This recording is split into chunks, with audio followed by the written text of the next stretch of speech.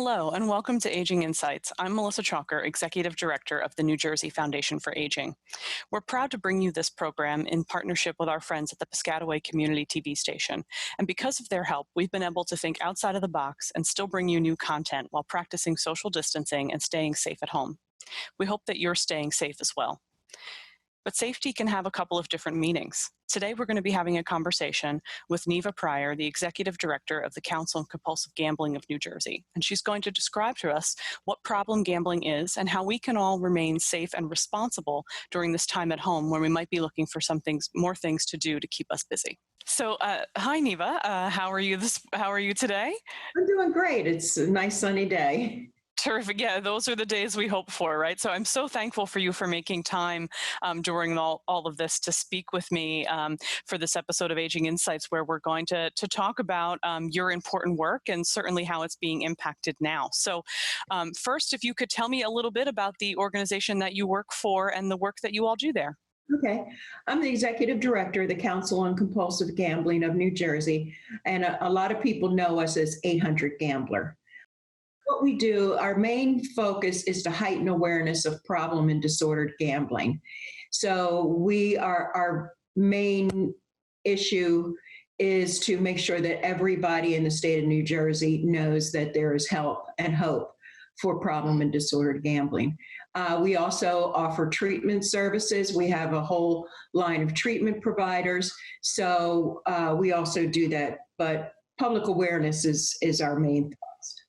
Yeah, and you do so much of that. As you said, people would recognize the 1-800-GAMBLER number. If they've ever bought a lottery ticket or played bingo or gone to a casino, they probably have seen your phone number, the 1-800-GAMBLER number up there. Just for our audience's education, could you explain a little bit about what you mean when you say problem or disordered gambling? What does that mean? Usually when we say problem and disordered gambling, that means that the person is gambling to such a degree that it's impacting their daily living.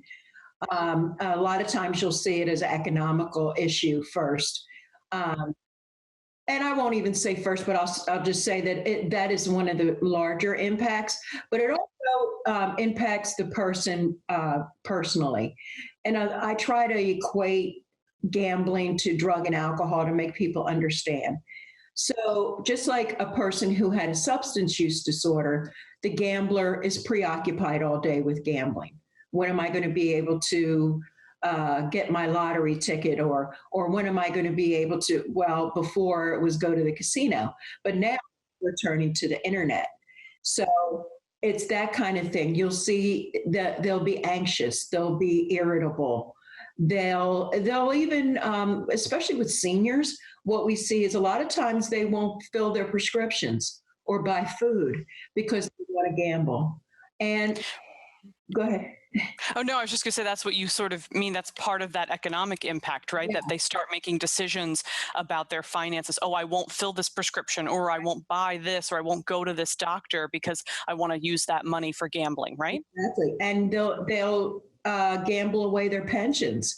So I have heard a lot of family members call up and say, oh, my mother has gambled away all of her pension and now we have to support her. Or the person calls up themselves in tears because they have no more money left. Sure. In terms of, I appreciate your comparing it to drug and alcohol for people's understanding to the full impact that this can have on a person and their family and their social structure, right? And so when people are probably more familiar with the term addiction, would you say there's a difference between problem gambling and addiction, or is it the same in the community? Problem gambling is an addiction. Problem and disordered gambling. I believe in 2013, it was recognized in our diagnostic manual as being a full-fledged addiction. And it's the only what we call process addiction in the DSM-5. A lot of people will talk about, oh, I have a food addiction, I've got a sex addiction. Right now, they're not in there as addictions, but we are the first one that doesn't require a substance injection. Right. And just so people know, the DSM-5 is a diagnostic tool that clinicians use when treating folks who come for services, right? Just in case there's anyone watching who's not in the know when it comes to that. Or So let's talk a little bit more about how this normally impacts older. We know that much like any other disorder or addiction, this doesn't discriminate based on gender or race or age, right? Which we're right. talking about. Anyone can have a gambling problem, but we know in particular, as you've already mentioned, that this does have a bit of an impact on older adults. So can you talk a little bit about how that looks normally? We're going to talk in a minute about how COVID has been affecting this, but and I do want to spend some time on that. But can you talk a little bit about how it normally impacts older adults in their everyday lives? Well, as we age, and I turned 65 this year, so I'm a part of that group. And so as you age, you lose people. You might have suffered a divorce. You no longer are going to work every day. So you say to yourself, who am I? I know when my children, I always say they ran away from home, but they grew up and they left. And so I had a question like, who am I now? What is my role in life? I'm no longer, I know they love me and they call me, but it's not, they don't need me like they did before. So those things go through your mind. And what you're seeing is a lot of times seniors will go on the bus trips because now I have some friends. I have people I can relate to. Because a lot of time, as you grow older, your friends die and your parents die. And if you had a spouse, they may pass away. So you're looking for something to fill that void. That's exactly what I was going to say. What you're describing is the impact that it has in terms of people filling a void, right? A socialization void, a getting out of the house, something to do, and that's exactly what I wanted to ask you. Was is you know is it a bigger instance of people who have had a lifelong problem and it gets worse as they get older, or people who is there a statistic involved with the instant of how many people develop a problem later in life? Well, I've seen it with both. A lot of times, see, like I was saying before, you may not have had that issue of who am I? Where do I fit in now? You didn't have that issue before. You didn't have that issue of, I mean, like you probably haven't experienced some of the losses that I've experienced at my age. Uh, Even when people retire, they don't have, they have time on their hands and they say, okay, well, I'll do this. And they have more money than they've ever had. A lot of people I know, they retire and they've got six figures. So it seems like a lot of money, but really in the scheme of things, it's not. So if a person isn't grounded in themselves, because you have to reinvent yourself as you age. I'm no longer that 30 or 40-year old.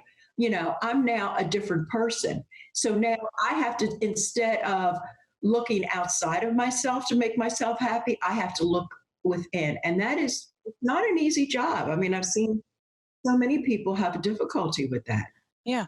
And I did just quickly again want to touch on the economic impact that you've mentioned already. You've mentioned people having access to money in retirement and becoming an issue. And we've talked about this when we talk about scams or fraud affecting older adults, that oftentimes if they are a victim of that and lose a substantial amount of money, which they could also do in gambling, it's harder for them to make back that money, because they're away from their earning years. And so I would imagine that's similar in this instance. It's very similar. And the gambler always thinks that they're going to win on that next win. All, and a lot of times it's not the money. It's a lifestyle, because same thing with alcohol and drugs. People are not only addicted to the substance, and in gambling, it would be the bet. They're also addicted to the lifestyle. If say a woman, an older woman is used to getting on the bus a couple days a week and going to the casino, so if she develops a problem with it, because we're neither for nor against gambling, so what we try to do is teach people how to gamble responsibly.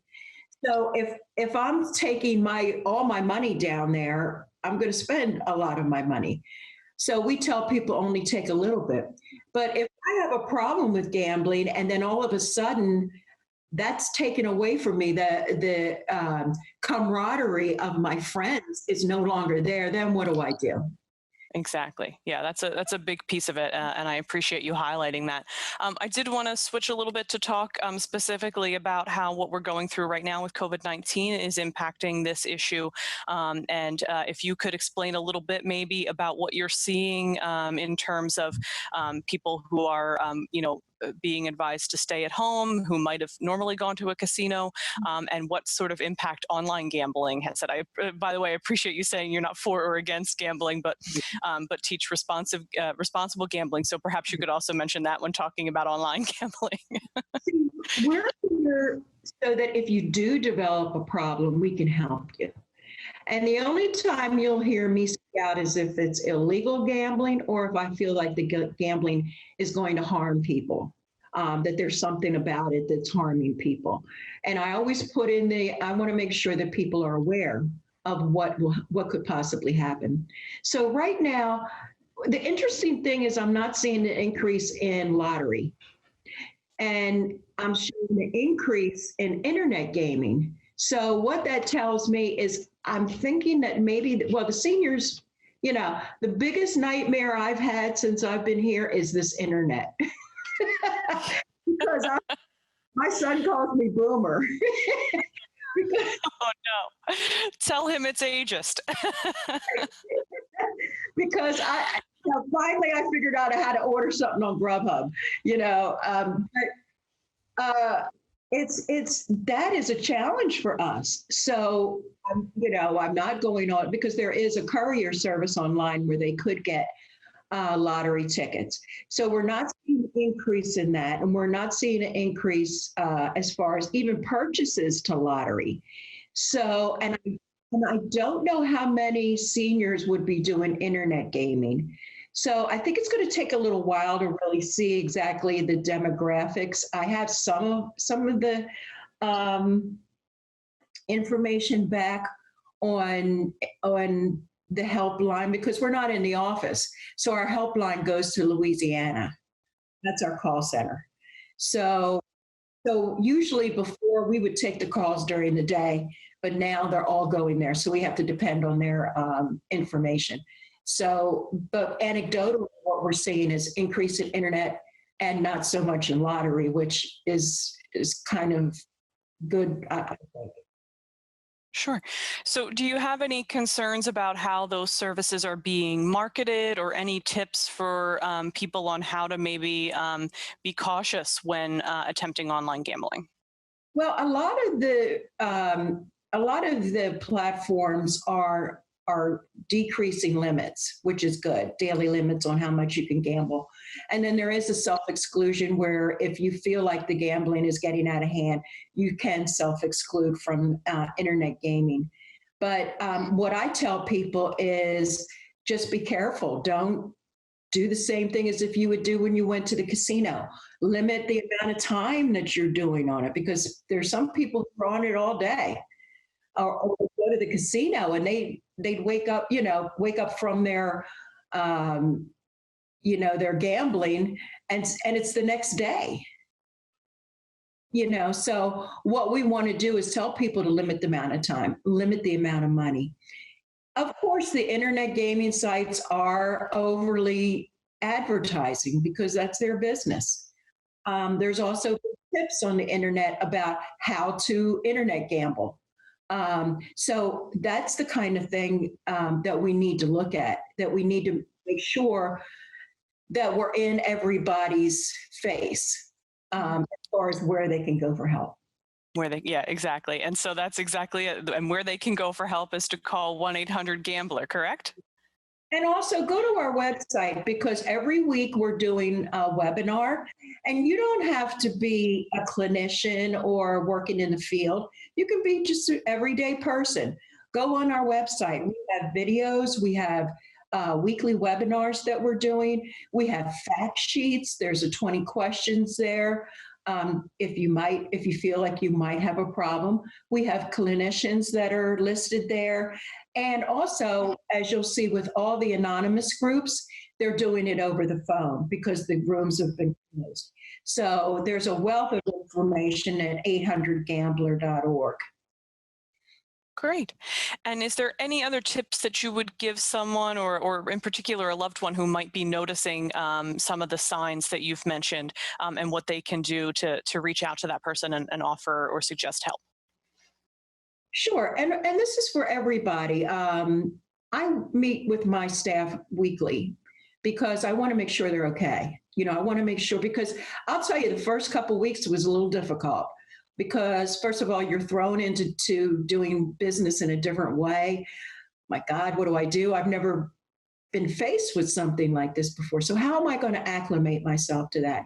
Well, you've got exercise, you've got hobbies. I'm putting together a puzzle. I haven't done a puzzle. I don't even know. Last time I did a puzzle. Again, reinvent yourself. You don't want to reach out for something else. You don't want to reach out for something that's going to make you feel better, that you may become addicted to after we come out of here. I want to come out of here being better, not being worse off. So even though sometimes, I know economically some people are really struggling, and I feel for them. I really do.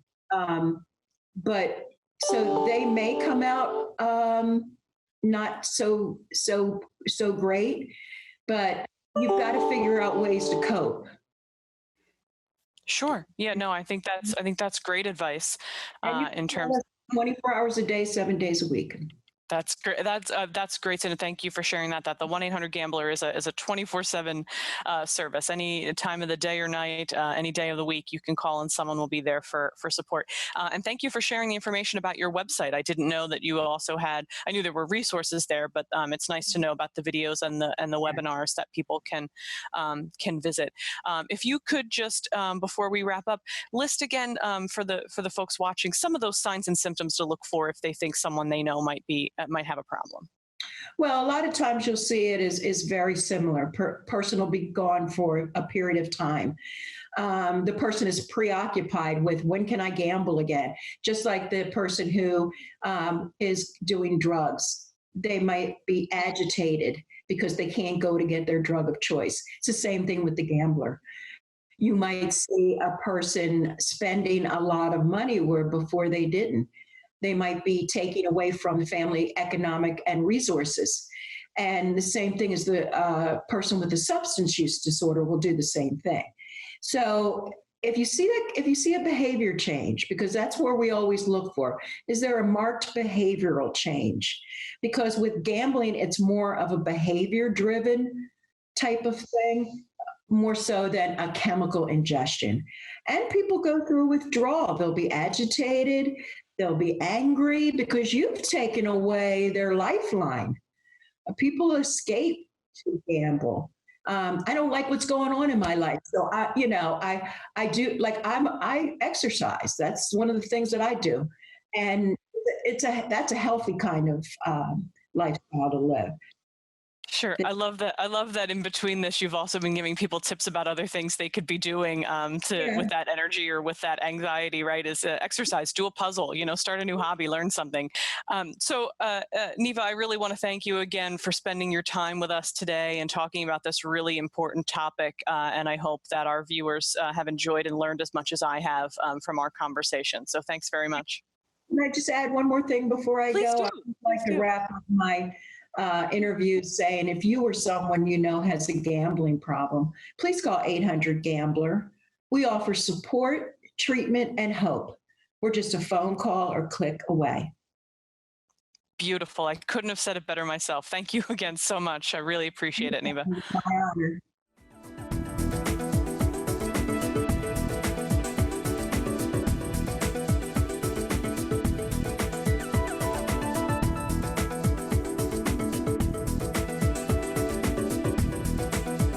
Today's tips all revolve around COVID-19. So the first thing I'm going to say is, if you're feeling like you're not being productive enough through this time, stop and relax the rules. We're in a global pandemic. And if we get one thing done a day, that's more than enough.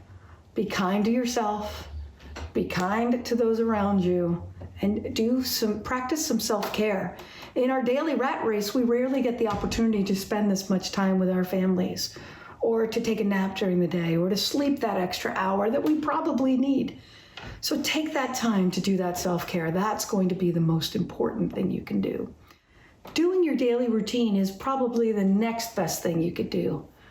Wake up at the same time every day. Go to sleep at the same time every day. Get at least 8 hours of sleep. Even consider throwing in a nap in the middle of the day if you feel so inclined. But create a routine. Maybe you'll have coffee, read the paper, go for a walk in the neighborhood, make a nice lunch, whatever it is. Create a pattern of the day so it doesn't feel like you're so out of sorts. You may not have to get up at 5:30 in the morning as you would have if you went to work, but still create a routine and respect it. I'm going to also recommend that you go outside for 5 minutes a day and just listen to the birds. It's springtime, enjoy it. We're going into summer, maybe hear everybody laughing outside. And stop your brain for just a minute to find the things you're grateful for, that you're healthy, that you have a safe place to be. Then think about walking around your house at least once an hour. If you can't go outside, maybe it's too hot on this particular day, try to walk around within your house or around the perimeter of your house, as long as it's safe to do so. You can always read those books. I don't know about you, but I have a bookshelf of books that I have not read. Take one and start reading it. Or buy a new one, or maybe download one from the library. Call your friends or family. Pick one person a day to talk to so that you don't feel as isolated. Maybe call a neighbor. Do they need something from the grocery? Could they get you something from the grocery? Just check in on each other. One of the things I love to do is play a game. If no one's there to play with me, I'll play solitaire. I really enjoy it. It's actually a good way to slow down and enjoy your time. Maybe you could teach a game to someone else. You want to make sure you're getting enough fluids and you're eating well throughout this time. Don't overeat. Don't eat just because you're home all day and you're bored. Plan really regular meals that are good for you. Spring and summer are coming. The farmers markets will open up and we'll get really good produce. Consider using that. Sleep hygiene is something you may not have heard about before, but that's actually putting yourself in the state of mind to sleep. These days, we're all really worried, and it's hard to shut off our minds about what's going to happen with jobs and with this virus and when it might go away. Create at least an hour before you go to bed where the lights are low, where maybe you're reading a book or meditating if you do that sort of thing. But try to shut your brain off. Push those other thoughts out and just get into a dim, quiet place for at least an hour before you want to sleep. No screen time during that time. That blue light from your screens, just looking at your email or your phone, can actually keep you awake longer. So shut that off, put it away. Some people even put their phones in do not disturb or leave them in a different room. Listen to music. Break out those albums that you loved growing up as a kid, or a new piece of classical music. Just spend an hour listening to music. Get out there in the garden and maybe plant a flower or do some weeding. It's the perfect time of year for that. Or maybe take a walk in your neighborhood. I would like to implement this. I haven't done it yet, but I'd like to implement maybe cleaning something in my house once a day. All the things that I said I would do if I was ever home with more time, they're still not happening. But I'm hopeful that at one point I may actually do them. So consider doing that. The other luxury that I will hope to do, but I haven't done yet, but I think can be very helpful to everybody, is nap. It's a good way to shut your mind off.